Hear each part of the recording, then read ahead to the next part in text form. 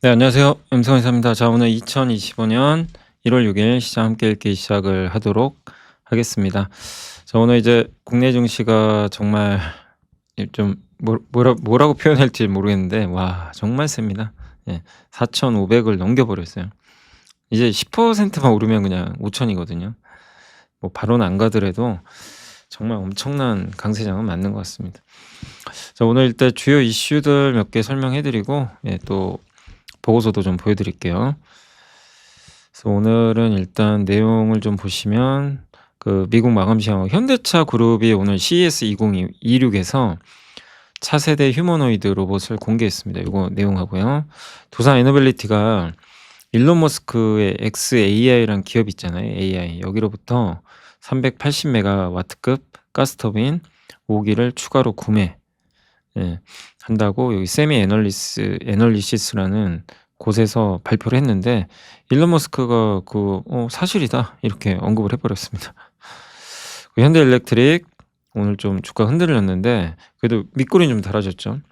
그다음에 슈퍼갑이 된 삼성전자 요 내용하고요. 그리고 국장 업사이드 리스크, 국장이 이제 더 올라갈 수 있는 요소가 있다 요런 내용하고, 그다음에 이제 피지컬 AI 시대에 합류했다 자동차가 그 내용하고, 기업 분석 현대모비스, 기가비스, 금호석유, 대덕전자, 삼성전기, APR, 삼양식품, 800V 이제 전력, 직류 전송 데이터 센터에 들어가는 거죠. 요거 한번 함께 배우기에서 설명을 해드렸는데 또 보고서도 나왔습니다. 한국조선사의 LNG 운반선 폐권은 계속될까? 전자공시는 일진전기 하나 소개를 해드리도록 하겠습니다. 네. 오늘은 이제 기술주보다 전통주가 올랐고요. 다우가 급등했고, 금융주랑 이제 정유주라 그러죠. 우리나라로 보면 거기가 되게 강했습니다. 기술주는 사실 그렇게 강하진 않았어요. 그리고 다른 경제 지표, 그러니까 이런 주요 지표들은 큰 변화 없었고, 금, 은, 구리 다 급등했습니다. 또 원자재가. 미군의 베네수엘라 공격과 마두로 대통령 체포 소식에도 시장 전혀 흔들리지 않았고요. 그리고 석유 관련주들 급등, 금융주가 신고가 났습니다. 그래서 오늘은 이제 요거 보시면 요게 다 잘 정리돼 있죠. 시장 지표, 베네수엘라 사태로 에너지주 폭등했고, 안전자산하고 이제 리스크 해지 방어하는 거죠. 그래서 금은주가 올랐고, 금은 가격이, 구리 가격도 동반 급등했습니다. 골드만삭스 JP모건은 시총 9천억 달러 돌파했어요. 이제 우리나라 돈으로 1,000조 원이 넘는 거죠, 어떻게 보면. 예. 그리고 테슬라가 다시 급등했고, 이 머스크하고 트럼프가 같이 또 식사를 했대요. 이래서 올라갔다고 합니다. 미국 반도체는 좀 빠졌거든요. 근데 ASML 같은 반도체 장비주는 날라갔어요. 그래서 오늘 좀 차별화됐다, 이렇게 말씀을 드리겠습니다. 그래서 그게 다고요.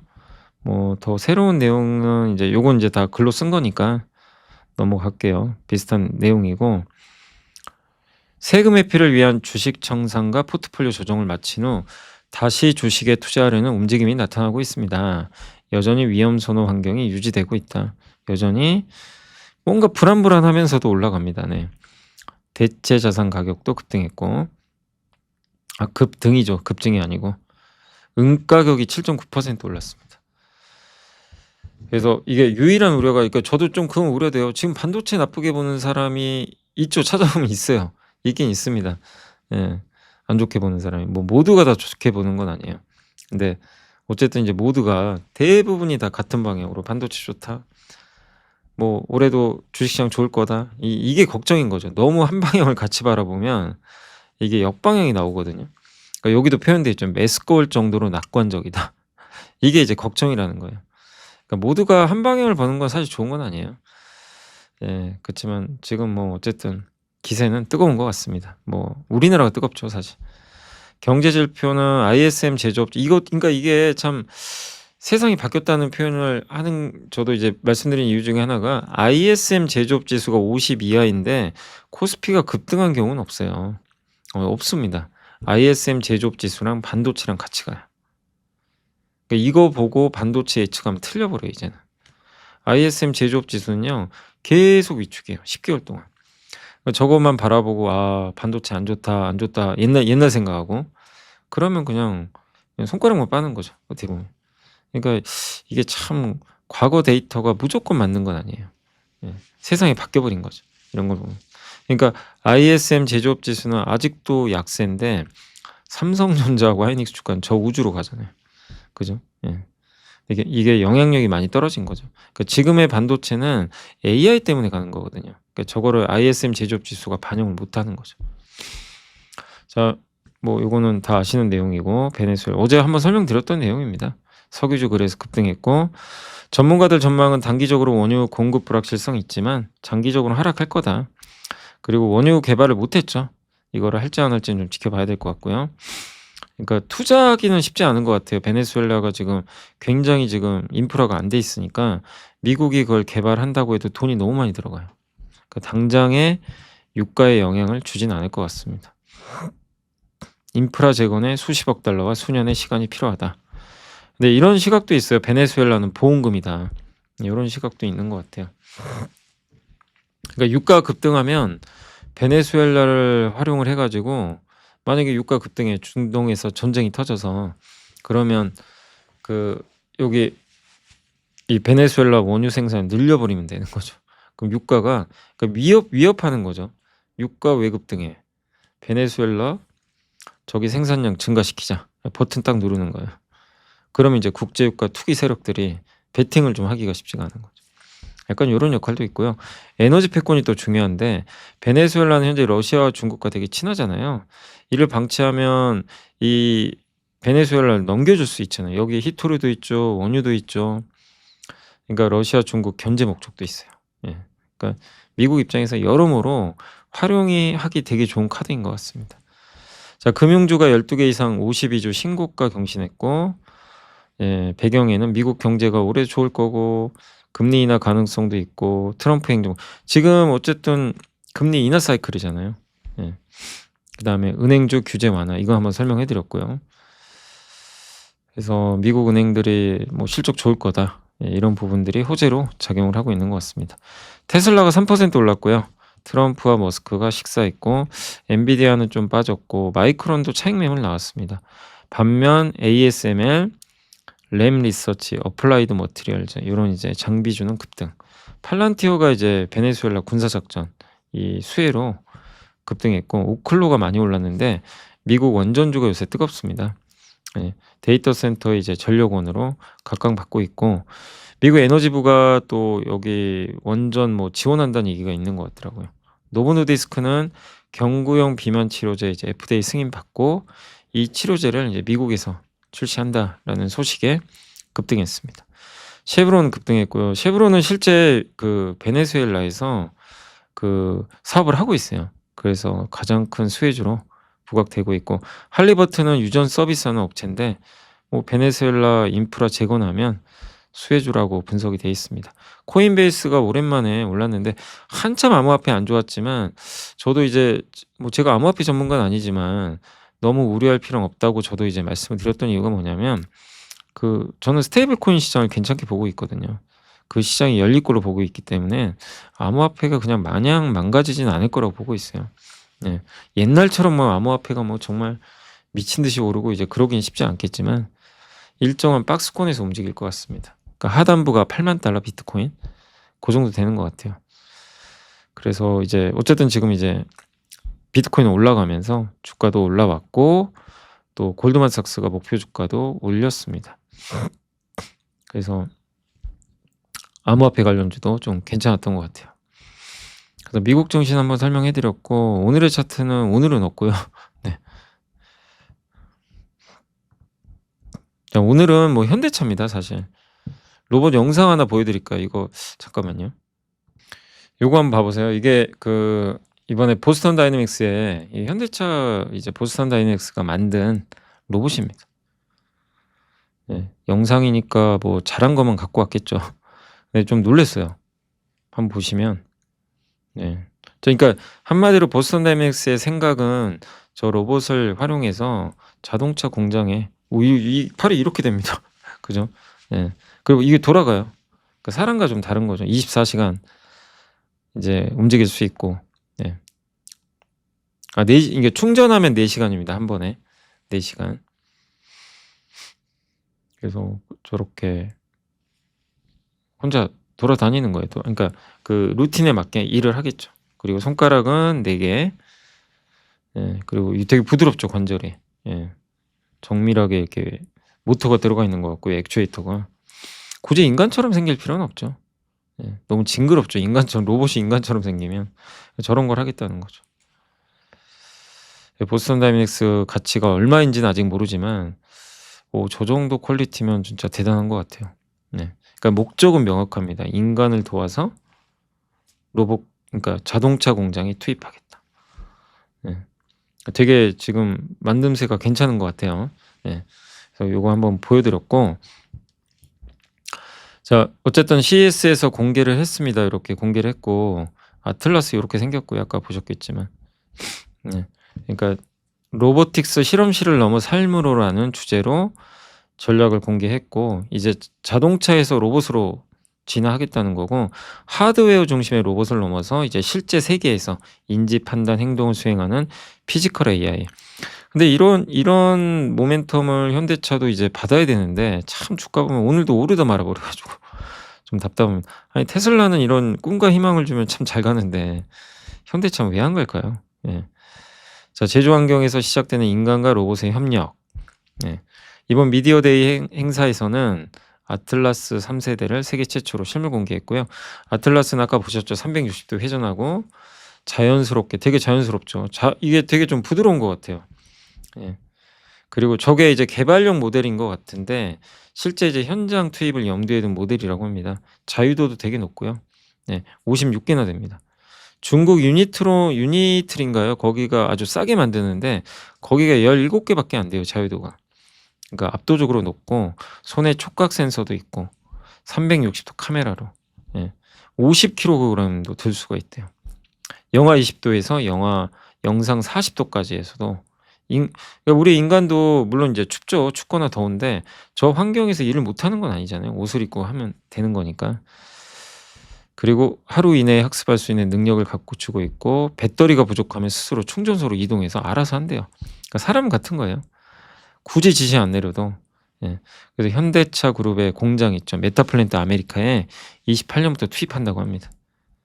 이제 여기서 조립하는 거죠. 연간 3만 대 정도 생산을 할 것 같고요, 로봇은. 그리고 핵심 뭐냐면 저 공장을 소프트웨어 정의 공장으로 정한대요. 그러니까 이 HMGMA가 미국의 한마디로 전기차 공장이거든요. 하이브리드카. 예, 여기에 투입을 해가지고 이 공장에서 학습하는 거예요, 로봇이. 아니, 로봇도 학습을 해야 될 거 아니에요. 실제 현장에서. 예, 자동차 만드는 그 데이터를 가지고. 거기서 실험을 하겠다는 거예요. 몇 년 동안. 그럼 이 데이터가 축적이 되고 AI, 엔비디아 GPU 5만 장 받아가지고 학습하겠다는 거죠. 그리고 로봇 전용 학습 공간도 만든대요. 로봇 메타플랜트 응용센터. 미국에 설립을 한답니다. 현대차 기아는 제조 인프라 공정 데이터를 제공하고 모비스는 액추에이터 부품 만들고 글로비스는 물류 자동화랑 공급망 최적화를 맡는다고 합니다. 엔비디아는 이제 GPU 이런 거 받고 여기서 되게 놀라웠던 게 보스턴 다이내믹스의 그 머리 있죠. 여기 들어가는 그 머리는 구글 딥마인드. 예. 제미나이를 넣겠다는 거예요. 제미나이를 넣어가지고 이제 인간과 서로 대화할 수 있게 해주겠다는 거죠. 그러니까 인간과 같이 지내겠다. 이게 목표인 것 같아요.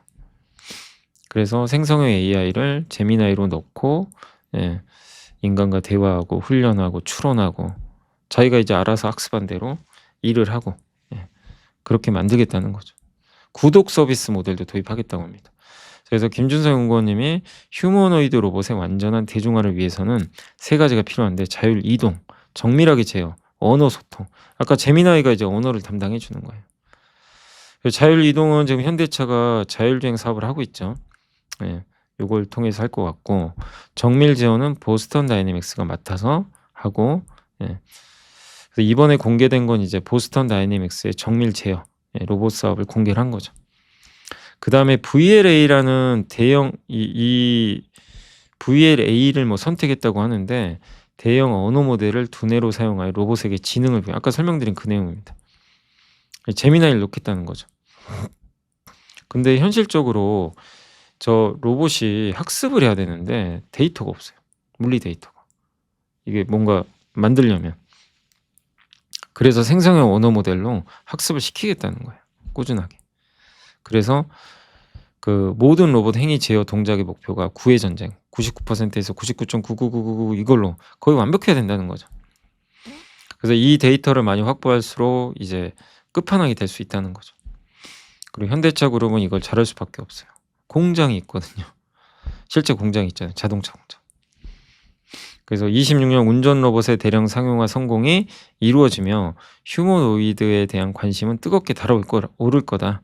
진짜냐 가짜냐를 구분을 해야 되겠지만 현대차는 진짜가 되지 않겠냐, 이렇게 보고 계신 것 같습니다. 저도 그렇게 생각하고요. CES에서 발표한 내용은 단순히 새로운 로봇의 공개가 아니다. 구체적인 마스터 플랜을 담고 있다. 로봇이 인간을 대체하는 게 아니라 인간의 능력을 확장하는 파트너다. 이미 스팟과 스트레치를 통해서 로봇을 보스턴 다이내믹스가 스팟은 그거거든요. 이제 사족 보행, 강아지처럼 생긴 그 로봇이고, 스트레치는 물류 로봇이에요. 이미 이제 고객사들이 있죠. 실제 투입을 하고 있고, 이런 검증된 로봇 이력은 아틀라스가 단순한 기술 그 회사가 아니라 실제 산업 현장에 즉시 투입 가능한 제품이다라는 거를, 그러니까 아틀라스가 단순한 기술만은 아니라는 거죠. 제품이다. 그리고 사람처럼 보이기보다 현장에서 잘 일할 수 있게 설계됐다라는 걸 강조했고, 구글 딥마인드와 협력, 보스턴 다이내믹스의 신체와 구글의 뇌가 결합됐다. 이런 걸 통해서 잘할 수 있다고 보는 것 같아요. 그래서 이번 그 현대차 그룹의 특히 보스턴 다이내믹스의 아틀라스는 공개는 굉장히 저는 성공적이었다 보고 있고, 뭔가 잘 보여준 거죠, 그림을. 테슬라를 이제 쫓아가려고 할 거고, 이런 걸 밸류에 반영을 해야 되는데 언제 반영을 할까요? 이런 피지컬 AI 현대차 잘하는 것 같긴 한데. 자, 그리고 정의성 회장의 신년사 AI 역량을 내재화하지 못한 기업은 생존이 어렵다. 맞는 말이에요. 그러니까 저도 제가 정의성 회장이라면 저라도 그런 생각할 것 같아요. 지금 1년에 현대차 그룹이 현대차랑 기아 합치면 20조 넘게 벌어요. 그냥 안주해도 돼요. 뭐 그냥 꾸준히 20조 벌 겁니다. 배당도 많이 주고. 근데 몇 년 후에 세상이 바뀔 텐데요. 로봇 시대, 자율주행 시대가 열릴 텐데, 그때 현대차가 아무것도 준비 안 하면 그냥 노키아 되는 거예요. 그냥 망하는 거예요. 정의성 회장이 누구보다 잘 알고 있는 거죠. 그래서 여기에 그냥 이제 집중 투자하겠다는 거예요.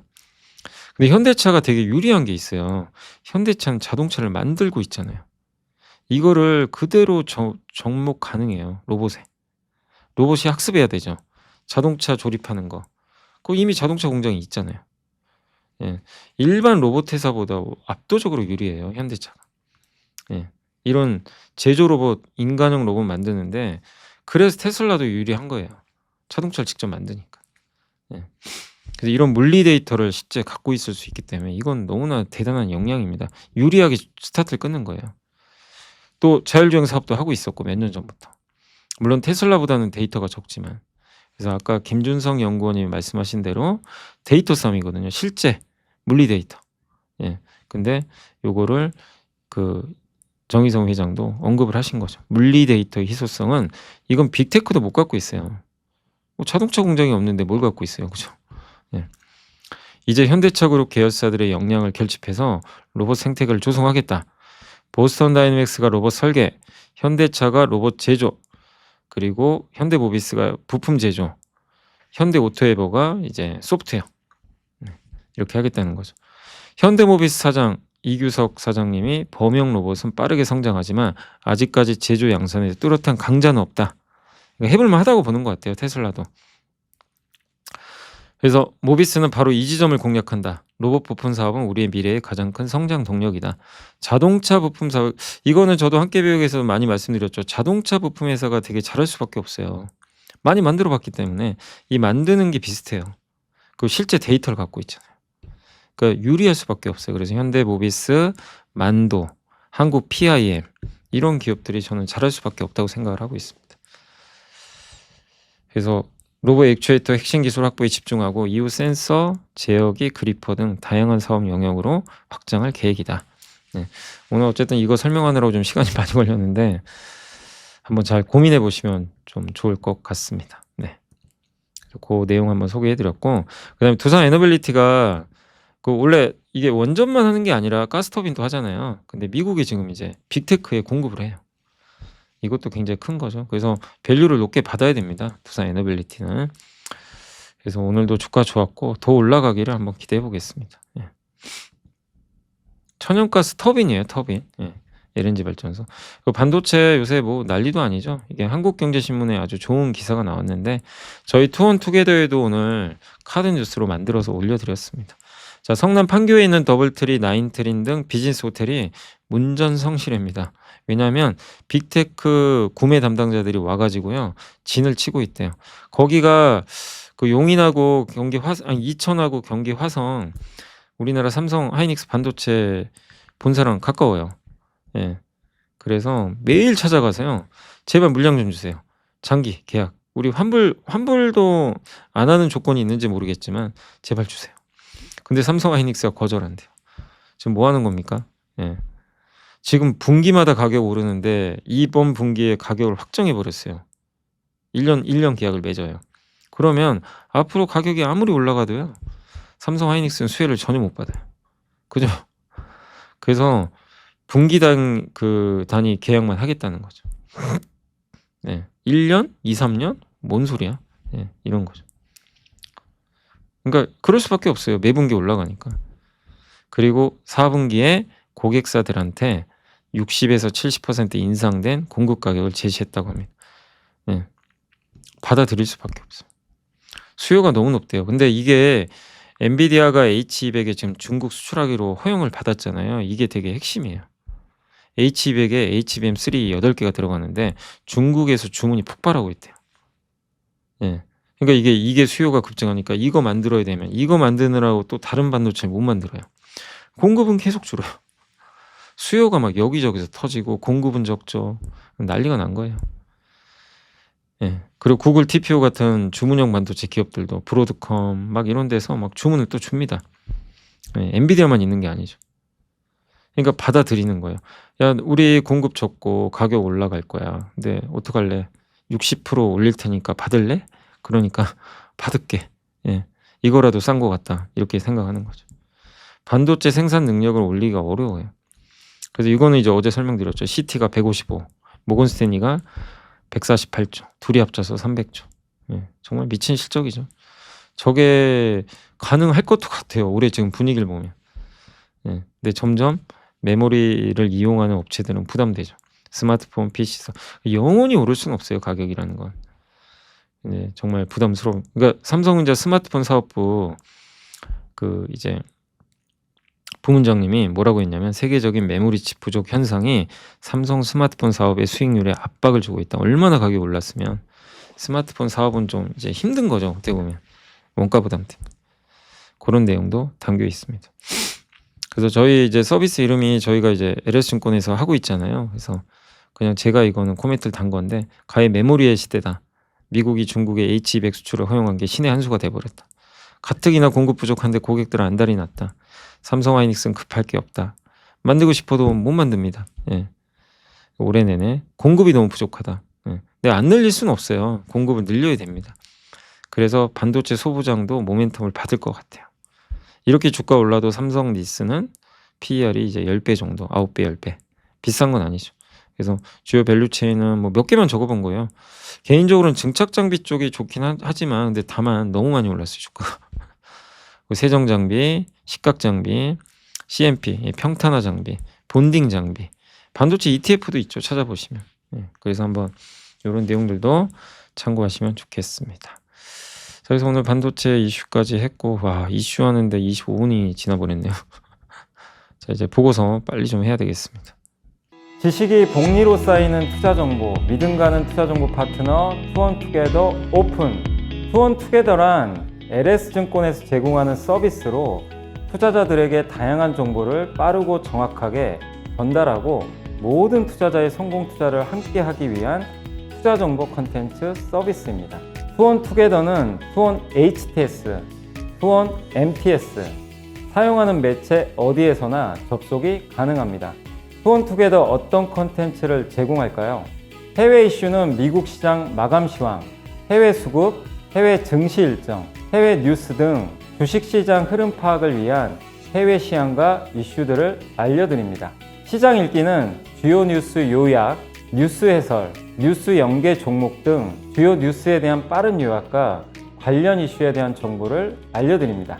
종목 톡톡은 수급 특징주에 대한 분석과 투자 아이디어, 실적 속보 등 종목에 대한 다양한 정보를 알려드립니다. 보고서장은 리서치센터에서 발행하는 보고서, 모닝 미팅, 공시, 그리고 증권사별 종목에 대한 요약 정보를 알려드립니다. 주식 배우기는 함께 배우기, 투자 상식 등 투자자들이 알아야 할 전문 지식과 투자 칼럼 및 자료에 대한 정보를 알려드립니다. 투원투게더와 함께 성공 투자를 만들어 보세요. 시황부터 좀 말씀드릴게요. 국장 업사이트 리스크가 뭐냐면 서학개미 분들이 지금 우리나라에서 그 미국 주식 그 갖고 있는 그 금액이 얼마냐면 200조가 넘는데요. 네. 총 환류액이 뭐냐면 한 10조 원 정도. 그러니까 참여율 RIA 계좌 아시죠? 아마 곧 나올 것 같긴 한데 미국 주식 팔고 RIA 계좌에 돈을 넣고 그 돈을 한국 주식을 사면 미국 22% 세금 내잖아요. 이거 면제해 주겠다는 거죠. 한도는 한 5천만 원까지 매도 금액에 그렇게 잡아줄 것 같고, 예. 여기서 3%만 참여해도 10조 원이 들어올 수 있대요. 국내 주식으로. 그러니까 서학개미의 돈 중에 10조 원이 유턴하는 거죠. 그러면 작년 외국인 순매도가 9조 원이거든요. 이거 사실 적은 금액이 아니에요. 네. 그리고 이거는 개인당이죠. 예. 그래서 일평균 환류액을 계산해 봤더니 작년 거래대금 대비 0.49에서 한 5% 가까이 되는 거죠. 특히 자금이 대형주와 지수형 ETF로 쏠리면 체감 영향은 더 강력해질 거다. 이 부분을 간과하지 말라는 거죠. 예. 지수에 크게 작용할 수도 있대요. 저는 인센티브를 주는 거죠. 미국 주식보다 한국 하라는 거죠. 또 삼성전자의 업사이트에 그러니까 위로 올라갈 수 있는 요인에 주목해야 된다. 그래서 그 내용이고, 또 반도체도 팔 이유가 없대요.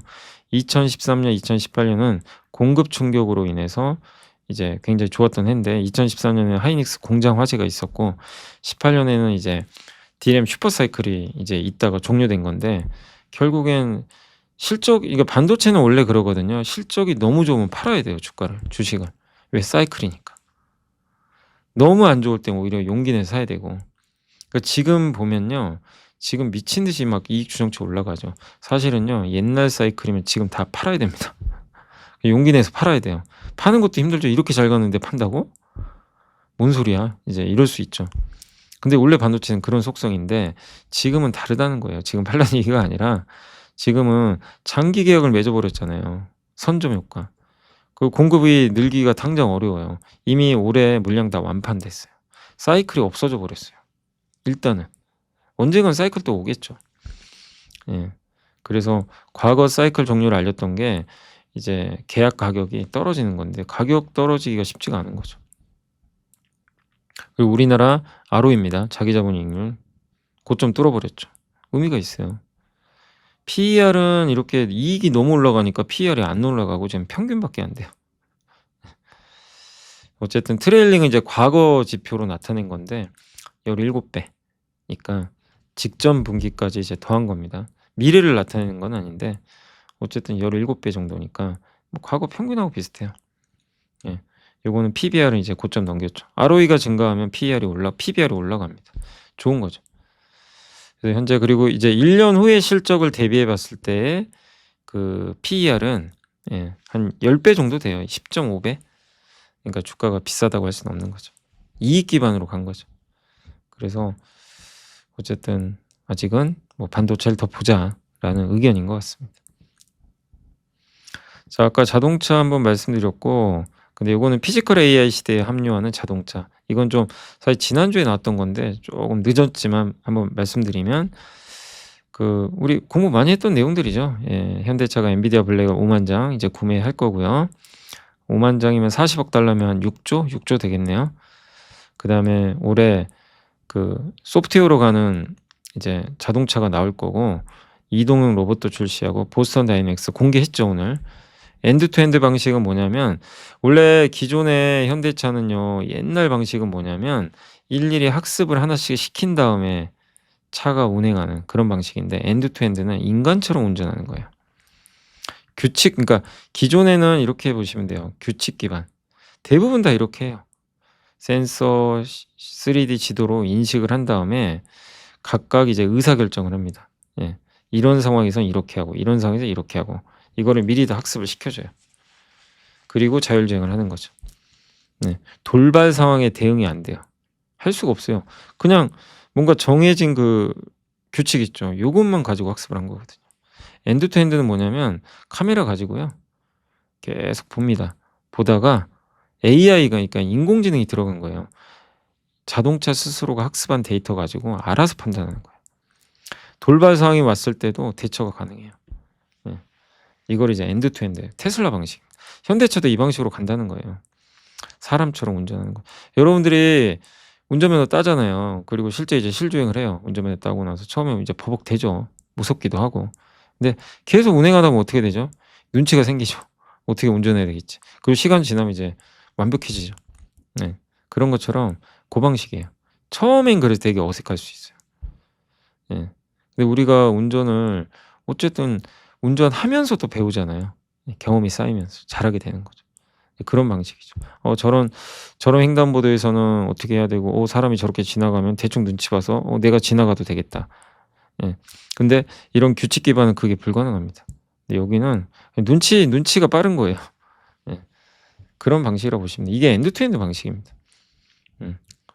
근데 실주행 데이터가 있어야죠. 사람들이 어떻게 운전하는지를 얘가 알아야 될 거 아니에요. 그래서 실주행 데이터가 중요하고 그래서 테슬라가 잘하는 거예요.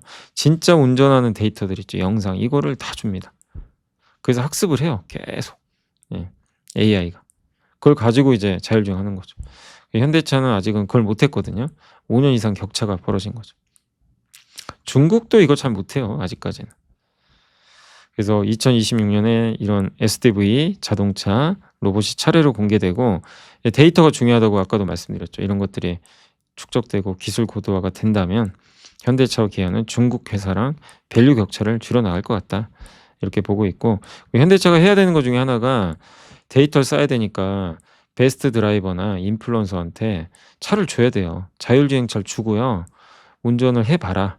마음대로 돌아다니세요. 그 데이터들을 확보해야 됩니다. 옛날에 테슬라가 저랬거든요. 몇 년 전에. 데이터 확보하려고 베스트 드라이버나 인플루언서한테 실제로 완전 자율주행을 준 거예요. 해보라고. 현대차도 그런 게 필요하다는 거죠. 실주행 데이터가 필요하니까. 그래서 어쨌든 그런 내용이 좀 담겨 있고 오늘 어쨌든 공개를 했습니다.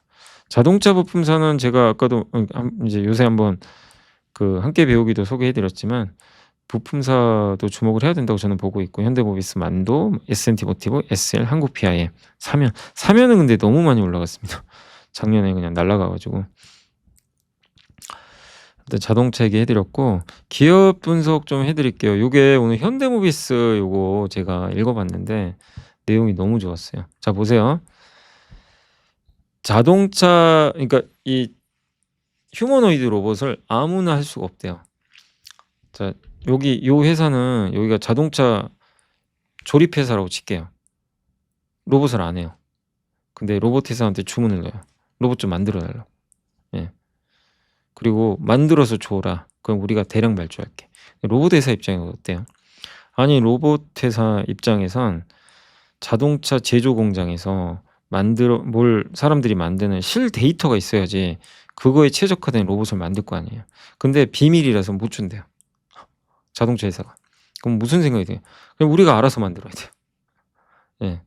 이거 어려운 거죠, 사실은. 돈도 많이 들 거고. 그런 환경에서 또 작업을 해보는 걸 테스트를 해야 되니까. 그리고 이제 로봇 회사도 그럼 땅 파서 장사할 수 없잖아요. 리스크가 있는 거죠. 야, 너가 발주 많이 해줘야 확정을 해줘야 우리가 만들 거 아니냐. 돈을 들여서. 아니, 이건 맨 땅에 헤딩도 아니고 대량으로 발주해줘. 이런 거죠. 서로 간에 지금 이걸 쉽게 못하는 거예요. 근데 테슬라는 자기가 수요자이면서 공급자예요. 그죠? 자동차 직접 만들죠. 그리고 자동차를 로봇도 만들죠. 예. 그러니까 하나의 회사 아닙니까? 예. 그러니까 이런 걱정할 이유가 없는 거예요. 그러니까 테슬라가 앞서가는 거죠. 그 내용이에요. 그게 핵심입니다. 현대차도 똑같다는 거예요. 결론은. 아까 정의선 회장도 얘기했잖아요. 그래서 모비스 매력 있다. 요 내용이고 목표 주가를 50만 원으로 올렸습니다. 요게 답니다. 그래서 좀 길긴 한데 어쨌든 휴머노이드 개발의 구조적인 난제는 공급자와 수요자 누구도 막대한 이 투자의 위험을 안으려 하지 않아요. 그 내용입니다. 그래서 KB증권에서는 16kg 이상의 중량. 근데 보스턴 다이내믹스의 아틀라스는 50kg 들어요. 사람의 근접한 수준의 정밀한 손 갖고 있죠. 대당 7만 달러. 가격은 제가 모르겠습니다. 7만 달러 이하로만 판매할 수 있으면 이제 상용화 가능하대요. 근데 거의 그러면 아틀라스는 상용화 가능하지 않겠냐, 몇 년 후에. 2028년부터는 그렇게 보여주고. 근데 아직은 갈 길이 멀어요. 더 좋게 만들어야죠. 피겨 AI라는 회사가 있거든요. 미국에. 이 회사가 지금 기업 가치가 30조 이상으로 거론되고 있어요. 우리 한국 돈으로. 예. 엄청나게 지금 높은 밸류를 받고 있는데 이 모델은 20kg 들 수 있고 16개의 자유도. 근데 아틀라스는 50개가 넘어요. 예. 가격 엄청 비쌉니다. 30만 달러면 우리 한국 돈으로 4억이 넘어요. 예. BMW가 실제로 발주를 해가지고 쓰고 있는데 테스트만 하고 있어요. 써보는 거죠. 미국의 어질리티의 디지트는 16kg. 손가락이 없어요. 근데 여기는. 가격은 25만 달러. 중국 유니트리는 되게 쌉니다. 2천만 원이면 살 수 있어요. 16,000달러니까. 키도 작고 한 팔이 2, 3kg. 그리고 손가락 3개. 3개밖에 없어. 7개의 DOF. 자유도. 그러니까 아까 현대차의 보스턴 다이내믹스랑 엄청난 격차들이 있죠. 잘하고 있는 거예요. 현대차가. 테슬라는 AI와 로보틱스에 100억 달러를 1년간 투자했습니다. 데이터도 많아요. 자동차 공장을 직접 운영하니까. 그래서 결론적으로 뭐냐. BMW와 피에게와 AI가 보여주는 모습이 정확히 이렇다. 대량으로 발주하고 싶어도 BMW는 일단 이거 테스트 해봐야 되고. 그죠? 예, 이게 제대로 될지 모르잖아요. 실패하면 리스크 너무 크고. 저 피겨 AI도 마찬가지예요. 아니 BMW가 기껏 만들어달라고 해서 만들어줬더니 대량으로 만들었더니 구매를 몇 개만 하는 거예요. 그럼 망하는 거죠. 힘들잖아요. 돈도 못 벌고. 예. 그러니까 책임지고 뭘 할 수가 없는 거죠. 구조 자체가. 근데 테슬라는 자기가 다 알아서 할 수 있죠. 네. 그리고 옵티머스도 자동차 제조만으로는 한정하지 않는 거죠. 집안일, 일상 작업, 서비스 이런 거 다 할 수 있는 거죠. 그래서 현대차도 비슷한 거예요. 엔비디아 GPU 구매했고, 근데 올해 말에는 이제 데이터를 모아야 되잖아요. 그래서 시범 차량 있죠. 자율주행. 이거를 막 뿌릴 겁니다. 실 데이터 모을 거고, 이런 데이터를 또 로봇에도 줘요. 예. 휴머노이드에도 그런 데이터를 준다는 얘기죠. 휴머노이드 사업화도 있다. 자동차 생산에만 투입되는 게 아니라 뭐 다양하게 물류, 유통, 가정용으로도 가능한 거고요. 모비스는 로봇 부품들의 공급을 담당하고 액추에이터가 원가의 50%니까 이걸 만들어서 가장 핵심 기업입니다. 액추에이터와 기술적 유사성이 높다고 말씀 몇 번 드렸죠. EPS, 전자조향, 그러니까 이제 핸들, 예, 브레이크, 샤시 제어 시스템을 공급하는 업체고 이걸 만드는 게 이제 액추에이터 만드는 기술하고 비슷하다고 합니다. 3분기 말 기준 11.7조 원에 달하는 현금성 자산도 매력이 있고요. 그래서 현대차가 잘할 수밖에 없어요. 예. 그냥 로봇 회사보다. 그래서 그 정도 가치는 부여해야 되는 거 아닌가요? 너무 평가절하된 거 아닌가? 그런 좀 생각이 듭니다. 이해가 되시죠? 현대차에 대한 그림이 좀 더 모비스에 대한 그림, 아틀라스에 대한 그림이 오늘 이 방송을 통해서 좀 잘 잡히셨으면 좋겠습니다. 자, 기가비스도 있는데 정말 힘들었죠. 근데 이제 올해 좋아질 것 같아요. 그 플립집 BGI라는 기판 있죠. 큰 기판. 그 고객사들이 드디어 투자에 들어간대요. 장비 교체 수요가 좀 생겼나 봐요. 기가비스는 세계 1위예요. 그 플립집 BGI라는 기판이 있는데 그 안을 검사하는 장비입니다. 21년, 23년 대규모 장비 도입 이후에 기존 설비를 개조하거나 전환하면서 대응을 했어요. 이 고객사들이. 근데 이제는 장비가 다 없어졌대요. 그래서 일단은 장비 투자를 해야 됩니다. 검사 장비.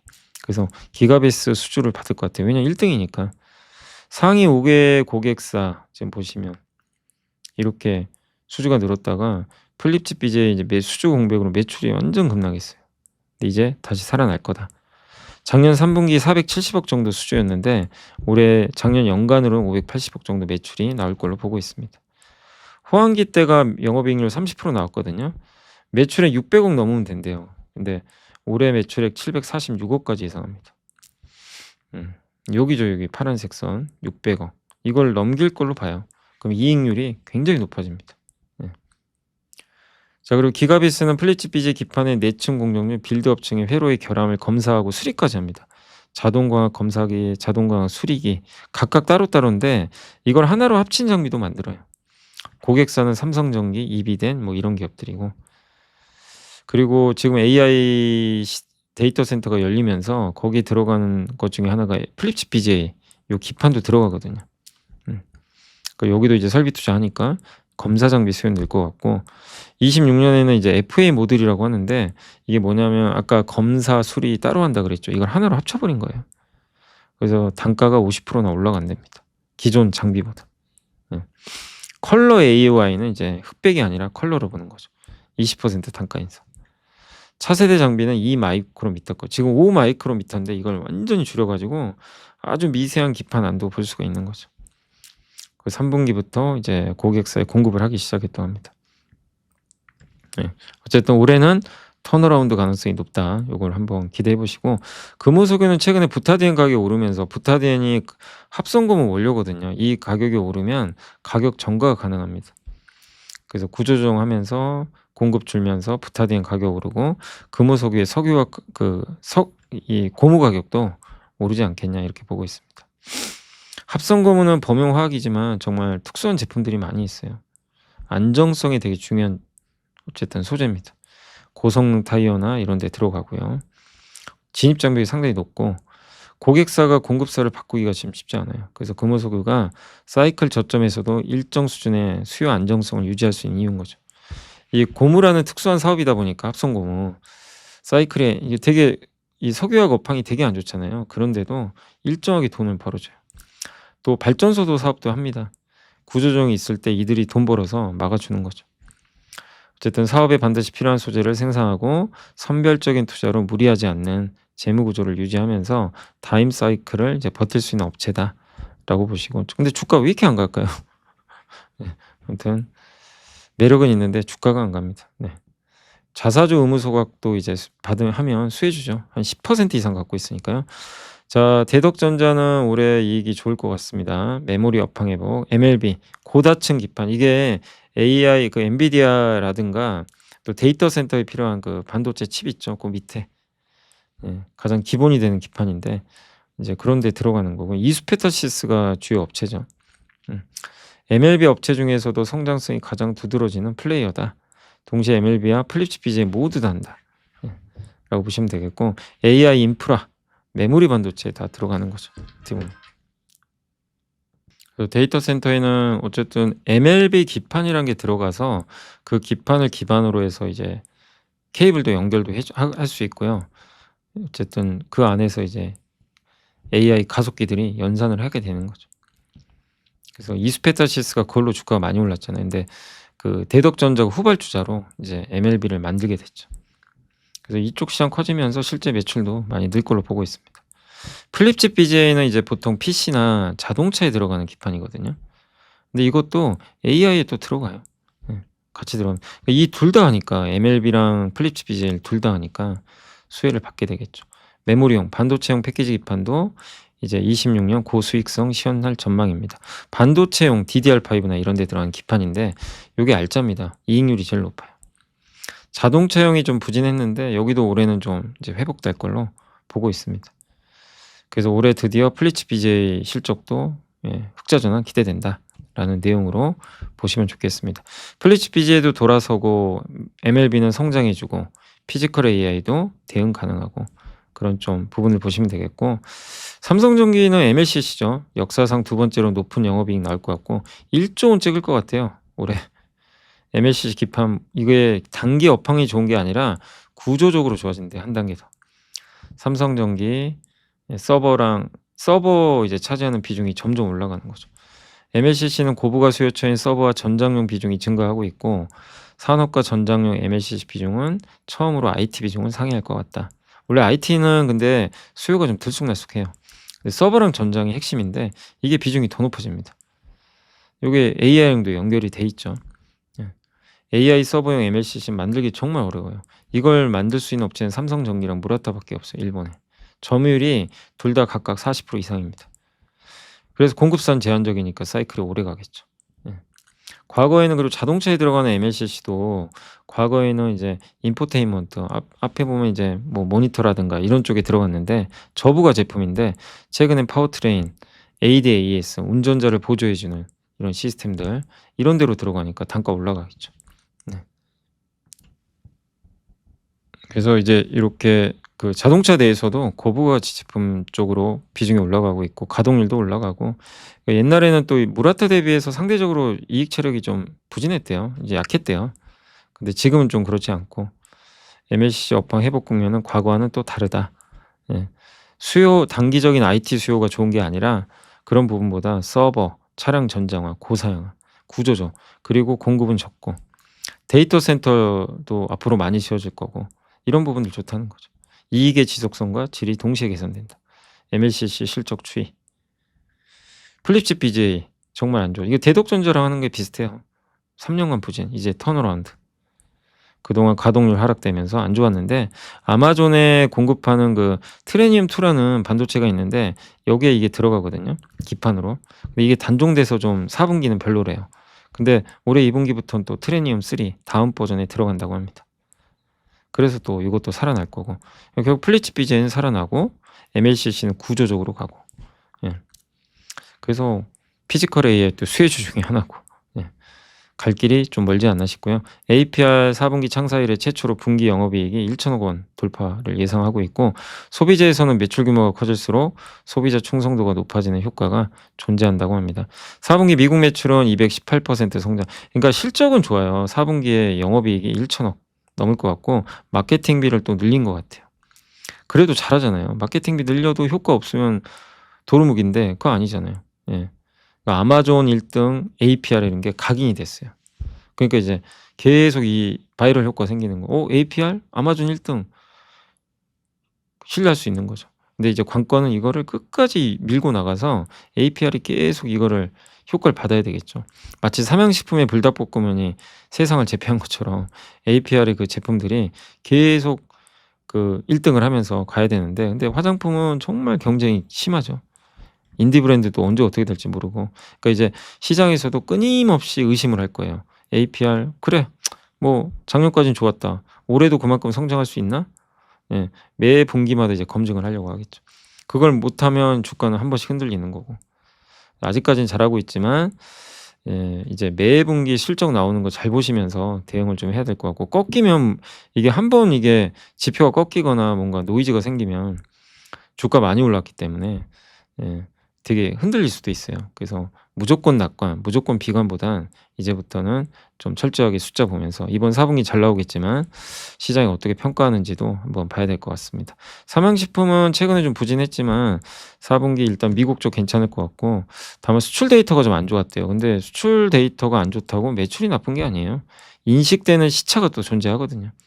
예, 너무 수출만 보진 말자 요 내용이고 4분기 근데 실적은 안 좋을 거래요. 예상보단. 그래서 4분기 실적 때문에 주가가 흔들릴 수 있지만 그때가 또 오히려 기회가 될 수 있는 거죠.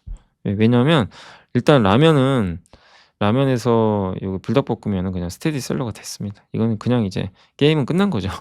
누구도 삼양식품의 불닭볶음면 이기기가 좀 어려워요. 이미 그게 이제 구도가 형성됐기 때문에. 그래서 혹시라도 실적이 좀 실망스러워서 빠진다면 또 기회가 되지 않겠냐라고 보고 있습니다. 근데 오늘 제가 좀 시간 관계상 여기까지만 좀 해야 될 것 같아요. 지금 벌써 5:10분이어 가지고 제가 여기까지 했죠. 예, 그래서 요 밑에 있는 거 요거 3개는 내일 해 드릴게요. 예, 죄송합니다. 이게 제가 저 혼자 하는 게 아니다 보니까 이제 편집팀에 또 넘겨야 되거든요. 이제 그래서 양해해 주시고 일단 오늘은 여기까지 하고 그다음에 자 시장 좀 말씀드릴게요. 오늘 코스피가 오늘도 급등했는데 오늘은 삼성은 좀 약했고 하이닉스가 드디어 70 넘었고 조선주가 좋았어요. 예, 오늘은 조방운 좋았습니다. 조방운이 괜찮았고 네이버 오른 이유는 쿠팡 그 이용자들이 좀 떨어져 나간대요. 실제 이번 사건 때문에 네이버한테는 좋은 거죠. 한미반도체 급등. 오늘 SK는 아마 외국계 증권사에서 목표 주가 30만 원 이상 나온 것 같아요. 30 얼마였더라? 35만 원이었나? 그래서 아마 올라가지 않았나 싶고요. 그리고 한국금융지주, 증권주 좋았고 한미약품도 좋았고요. 오랜만에 방산주 좋았습니다. 다만 고려아연, APR은 왜 그런 거죠? 예, 4분기 괜찮다고 하는데도 아까 전력기긴 말씀드렸습니다. 코스닥은 상대적으로는 부진했는데 오늘 뭐 예고가 이미 돼 있었죠. 미국장 딱 보신 분들은 아 오늘 소부장 가겠구나. 아니나 다를까 못 올랐던 소부장 올랐으면 흡스프, 코미코, YC, PSK, 테스, 세미파이브, 동진세미케 다 반도체 소부장이에요. 반면에 오늘 빠진 거는 이제 로봇주는 좀 차익 매물 나오고 있는 것 같아요. 그죠? 로봇주들은 확실히 이제 이벤트가 끝나버렸잖아요. 그러니까 좀 팔겠다라는 심리가 일부 있었던 것 같습니다.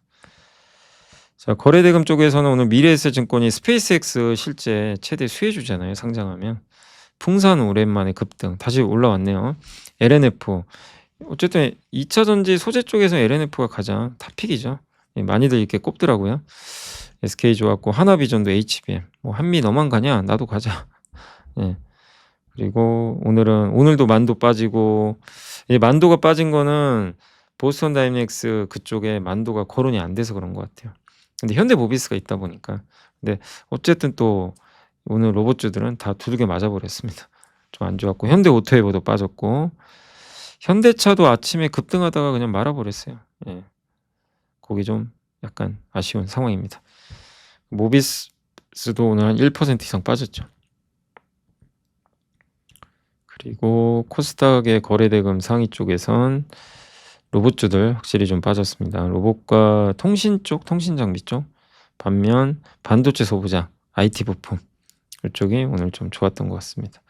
오늘 외국인들은 주식을 좀 팔았고요. 개인이 샀고 예, 오늘 주식시장은 어쨌든 급등 후에 좀 쉬어갔고 증권주, 조방원, 인터넷 그러니까 반도체만 가다가 오늘 반도체 어쨌든 조금 삼성이 쉬면서 기존 주도주인 조방원이 좀 강했고 반면 오늘 바이오, 뭐 중국 소비주 좀 모멘텀이 꺾였고 로봇주, 화장품, 소비재 기업들은 좀 부진했다라고 말씀드리겠습니다. 자, 마지막으로 오늘 이제 코스닥 1000을 향해서 가는 그림은 이상 없어 보여요. 아직까지는 견조하고요. 코스피는 진짜 이번에 한 번에 가는 거고요. 5000을. 와, 정말 엄청나게 셉니다. 네, 하여튼 여전히 달려가고 있습니다. 근데 변동성이 엄청 클 거예요. 나중에 한 번씩 이렇게 빠집니다. 빠질 때. 그때 너무 무서워하지 마세요. 중간중간 이런 거 나오니까 그때 겁먹을 필요는 없을 것 같습니다. 자, 아무튼 오늘 이제 방송 여기서 마무리하겠고요. 오늘도 이렇게 시청해 주셔서 감사드리고 내일은 라이브 있습니다. 라이브 시간에 또 찾아뵙겠습니다. 감사합니다.